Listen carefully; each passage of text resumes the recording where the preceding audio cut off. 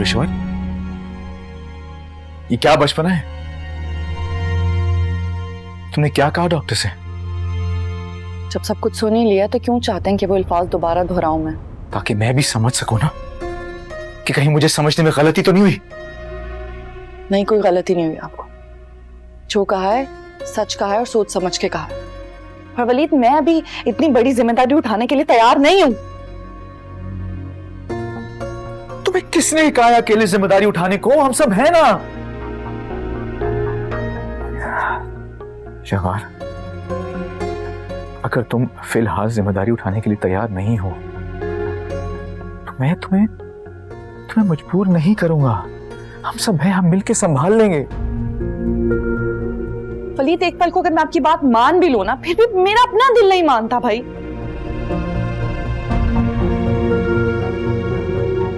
इसका मतलब तुमने शादी को भी दिल से कबूल ही नहीं किया। ये क्या कह रहे हैं आप?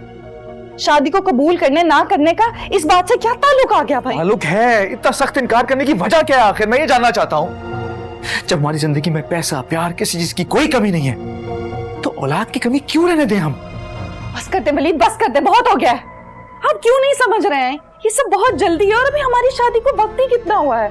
हमने भी अपनी मैरिड लाइफ एंजॉय नहीं किया। अभी तो हनीमून की प्लानिंग भी अधूरी है ना। बाद में चले जाएंगे हनीमून पे। हमारे पास वसाइल की कमी नहीं है।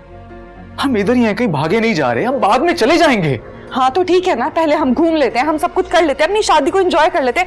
वलीद, मुझे इन झंझटों में नहीं फंसना। झंझट?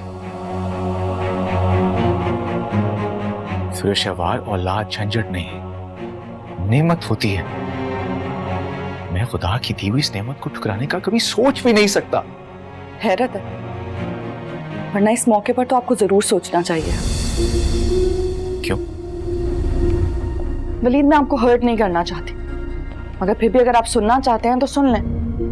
आप एक नॉर्मल इंसान नहीं है, बीमार इंसान है। और आप क्या चाहते हैं कि आपकी औलाद को पैदा करके मैं एक और बीमार वजूद इस घर में ले आऊं? अगर मैं बीमार हूं इसका हरगिज़ मतलब नहीं है कि मेरी औलाद भी बीमार पैदा हो। और अगर हुई तो? अच्छा सोचेंगे तो अच्छा ही होगा शहवार। बस करते वलीद, मैं ऐसा नहीं मानती।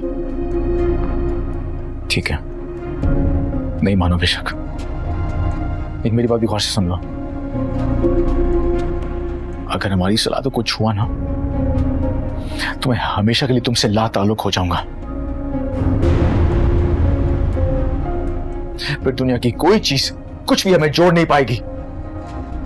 हाँ तो ठीक है, फिर अगर आपको मेरी खुशी और मर्जी की परवाह नहीं है तो मुझे आपकी भी परवाह नहीं है।